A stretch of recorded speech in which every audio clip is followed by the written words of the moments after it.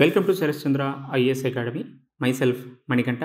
ఈరోజు కరెంట్ ఇష్యూలో భాగంగా మనం రీసెంట్గా జరుగుతున్నటువంటి ఫార్మర్స్ ప్రొటెస్ట్కి సంబంధించినటువంటి అంశాల గురించి డిస్కస్ చేసుకుందాం. అసలు ఎందుకు ఫార్మర్స్ ప్రొటెస్ట్ చేస్తున్నారు, at the same time Jagjit Singh గారు ఎందుకు అసలు హంగర్ స్ట్రైక్ చేయడం జరుగుతుంది, ఇటువంటి అంశాల గురించి తెలుసుకుందాం. రైట్, మేజర్గా ఈ హంగర్ స్ట్రైక్ ఎందుకు ప్రారంభించారంటే ఫార్మర్స్కి సంబంధించినటువంటి issues at the same time MSP related అంశాలకు అనుగుణంగా ఈయన హంగర్ స్ట్రైక్ చేయడం జరుగుతుంది. సో ఈ కాంటెక్స్ట్లో భాగంగా మనం ఎంఎస్పీ కనీస మద్దతు ధరకి సంబంధించినటువంటి అన్ని అంశాల గురించి కూడా ఇన్ డీటెయిల్గా తెలుసుకుందాం.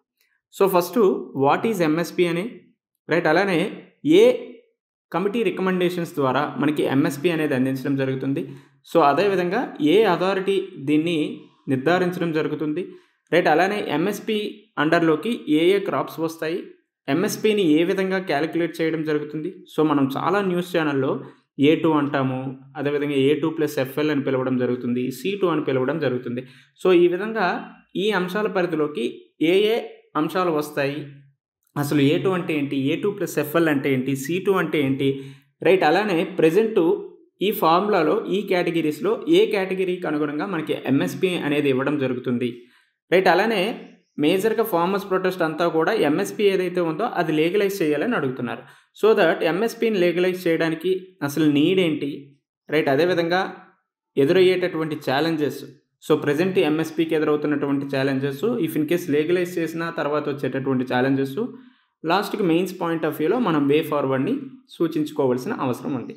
సో మెయిన్గా ఈ రికమెండేషన్ అవ్వచ్చు, లేకపోతే ఎంఎస్పీ పరిధిలోకి ఏ ఏ క్రాప్స్ వస్తాయి, దీని క్యాలిక్యులేషన్ అన్నీ కూడా మనకి ప్రిలిమ్స్ పాయింట్ ఆఫ్ వ్యూలో అడగడానికి స్కోప్ ఉంటుంది. బట్ రిమైనింగ్ ఇక్కడ లీగలైజ్ కావచ్చు, లేకపోతే ఎంఎస్పీకి సంబంధించి pros cons and also way forward అనేది మనం మెయిన్స్ పాయింట్ ఆఫ్ వ్యూలో చదువుకోవచ్చు, right. At the same time మనకి సిలబస్లో కూడా డైరెక్ట్గా ఎంఎస్పీకి సంబంధించినటువంటి అంశాల గురించి ఇచ్చాడు కాబట్టి దీని గురించి ఖచ్చితంగా మనకి ఐడియా అనేది ఉంటుంది, రైట్. సో దట్ ఎంఎస్పీ అంటే ఏంటి అనే అంశాన్ని మనం ఒకసారి చూద్దాం. So MSP is the guaranteed amount paid to farmers. So amount is guaranteed paid to the farmers.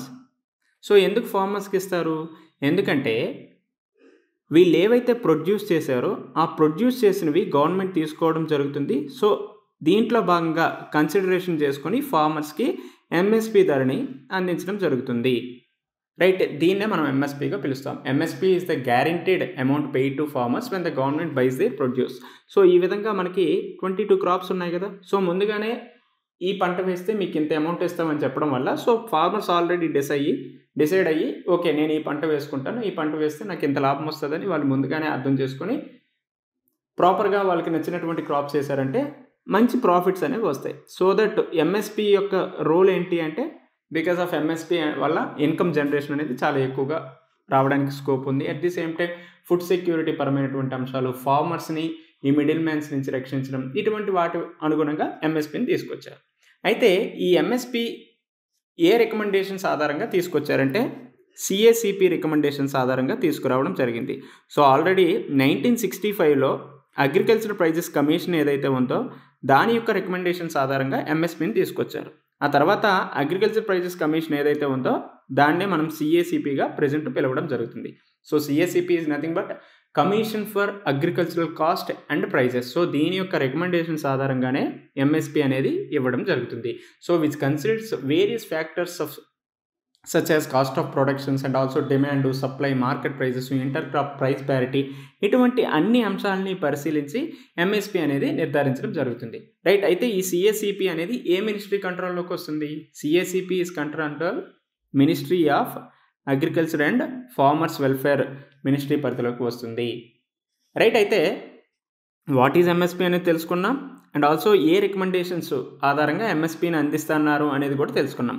అయితే ప్రజెంటు ఎంఎస్పీ పరిధిలోకి ఎన్ని క్రాప్స్ వస్తాయి అనే దాన్ని ఒకసారి పరిశీలిద్దాం. సో ఇందాక మనం చెప్పుకున్నట్టే ఎంఎస్పీ పరిధిలోకి మొత్తం 22 క్రాప్స్ వస్తాయి.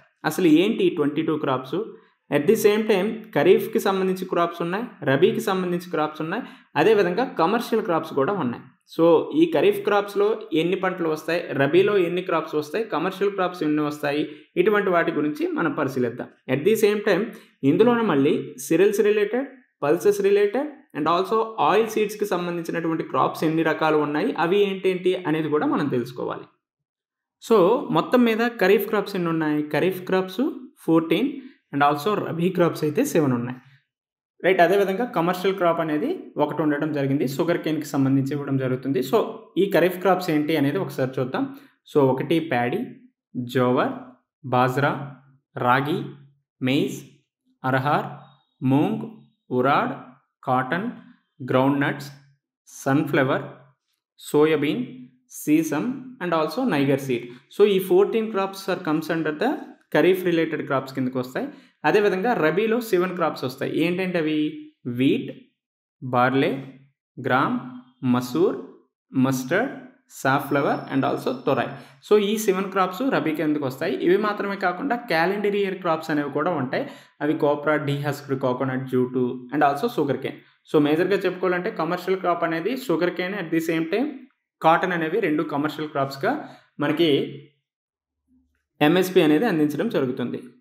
రైట్. అదేవిధంగా ఇటు సిరిల్స్ కింద, పల్సెస్ కింద, ఆయిల్ సీడ్స్ కింద ఏ క్రాప్స్ వస్తాయి అనేది కూడా చూసుకోవాలి. ఫర్ ఎగ్జాంపుల్ సిరిల్స్ రిలేటెడ్గా 7 క్రాప్స్ వస్తాయి, పల్సెస్ రిలేటెడ్గా 5 క్రాప్స్ అనేవి వస్తాయి, ఆయిల్ సీడ్స్ రిలేటెడ్గా 7 క్రాప్స్ అనేవి వస్తాయి. ఆ అంశాలు ఏంటి అనేది దీనికి అనుగుణంగా మనం ఈజీగా తెలుసుకోవచ్చు.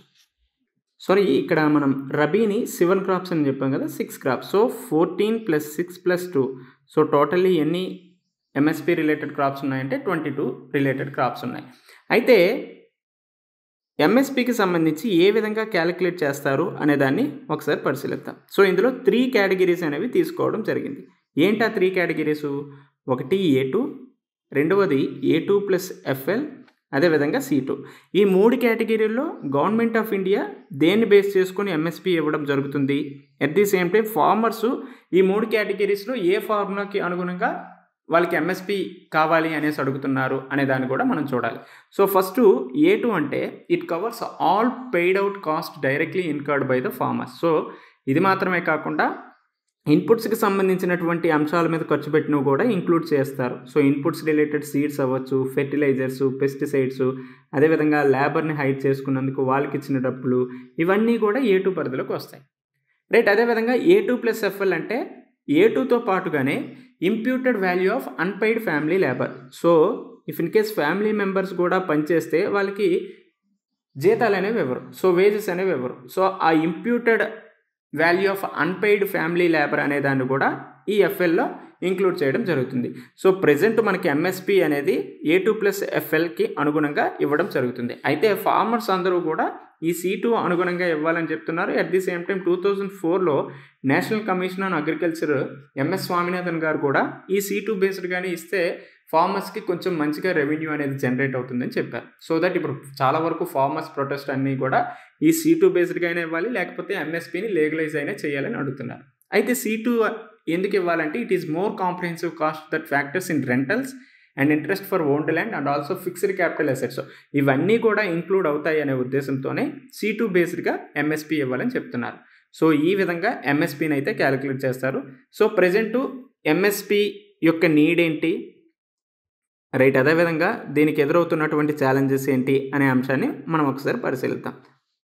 సో ఫస్ట్ నీడ్ చూసుకుంటే ఇన్కమ్ సెక్యూరిటీ అనేది వస్తుంది. ఇన్కమ్ సెక్యూరిటీ ఎవరికి వస్తుంది? ఇన్కమ్ సెక్యూరిటీ ఫర్ ఫార్మర్స్కి అనేది వస్తుంది.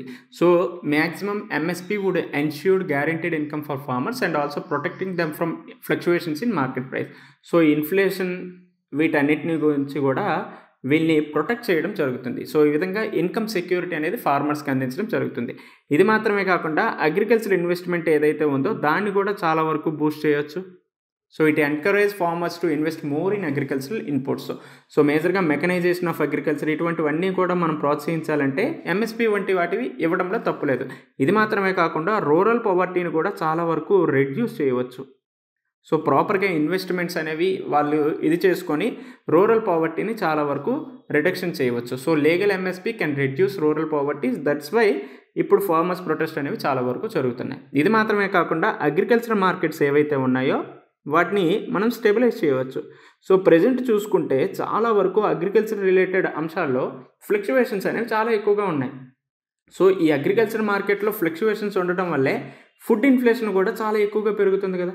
సో ఈ ఫుడ్ ఇన్ఫ్లేషన్ కంట్రోల్ చేయాలన్నా లేకపోతే అగ్రికల్చర్ మార్కెట్లో ఒక స్టెబిలైజేషన్ తీసుకురావాలంటే ఎంఎస్పి అనేది చాలా ముఖ్యమైనటువంటి అంశంగా తెలుస్తుంది. రైట్. అలానే ఈ డిస్ట్రెస్ సేల్స్ ఏవైతే ఉన్నాయో వాటిని కూడా మనం చాలా వరకు మిటిగేట్ చేయవచ్చు. సో ఈ విధంగా ఈ అంశాలకు అనుగుణంగా ఎంఎస్పి అనేది చాలా అవసరమని తెలుస్తుంది. అయితే ఎంఎస్పికి ఎదురవుతున్నటువంటి ఛాలెంజెస్ ఏంటి, కన్సర్న్స్ ఏంటి అనేవి కూడా చూద్దాం. ఎంఎస్పికి ఎదురవుతున్నటువంటి కన్సర్న్స్ ఏంటి, రైట్, అలానే ఎదురవుతున్నటువంటి ఛాలెంజెస్. సో నీడ్ ఏంటి అని చూసుకుంటే ఫస్ట్ ఇన్కమ్ సెక్యూరిటీ అనేది ఫార్మర్స్కి అందించడం జరుగుతుంది. సో మ్యాక్సిమం ఇన్ఫ్లేషన్, అదేవిధంగా మార్కెట్లో ఉన్నటువంటి ఫ్లక్చువేషన్స్, వీటన్నిటి నుంచి వాళ్ళని ప్రొటెక్ట్ చేయవచ్చు.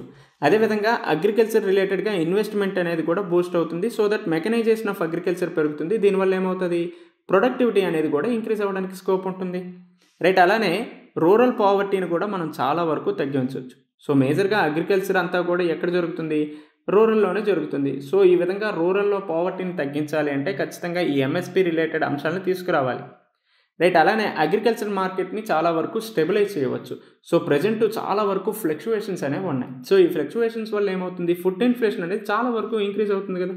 సో ఈ ఫుడ్ ఇన్ఫ్లేషన్ ఎక్కువైందంటే అటు మాల్ న్యూట్రిషన్ పరంగా అవ్వచ్చు, హంగర్ రిలేటెడ్గా కావచ్చు, పావర్టీ, ఇవన్నీ కూడా పెరుగుతాయి. సో ఈ విధంగా ఎంఎస్పిని మనం ప్రాపర్గా ఇంప్లిమెంట్ చేసామంటే అగ్రికల్చర్ మార్కెట్స్కి సంబంధించి చాలా వరకు స్టెబిలైజేషన్ తీసుకురావచ్చు. ఫుడ్ ఇన్ఫ్లేషన్ కూడా, ఇందులో ఉన్నటువంటి ఫ్లక్చువేషన్స్ను కూడా మనం కంట్రోల్ చేయవచ్చు. సో దట్ ఈ అంశాలను కూడా, అంటే ఇండైరెక్ట్గా ఎంఎస్పి వల్ల చాలా వరకు మంచి అంశాలే ఉన్నాయని తెలుస్తుంది. అండ్ ఆల్సో డిస్ట్రెస్ సేల్ ఏదైతే ఉందో దాన్ని కూడా మనం మిటిగేట్ చేయవచ్చు. సో ఈ అంశాలకు అనుగుణంగా మనం ఎంఎస్పిని అనేది తీసుకురావాల్సిన అవసరం అనేది ఉందని తెలుస్తుంది.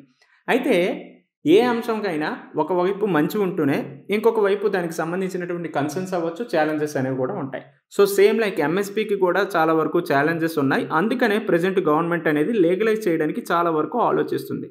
సో ఏంటా అంశాలు, ఏంటా కన్సర్న్స్ అనేవి చూద్దాం.